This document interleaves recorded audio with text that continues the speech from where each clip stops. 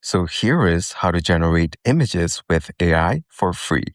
For this one, I'll be using chatgpt. So you need to go over to the chatgpt website. Once you're here, you can start a new chat. You can also select different versions of chatgpt clicking on this drop-down. Now, let's head over to the chat interface in the middle.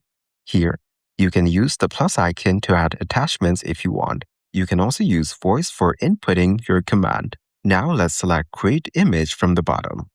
After that, all you need to do is type in your prompt. So I will type in something like Create Image of Ronaldo winning World Cup.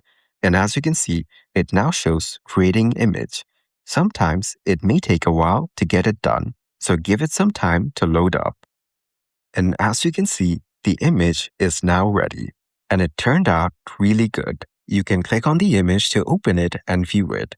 And right under, you have options to copy response, like, dislike, and more. You can click on the download icon here to download the image.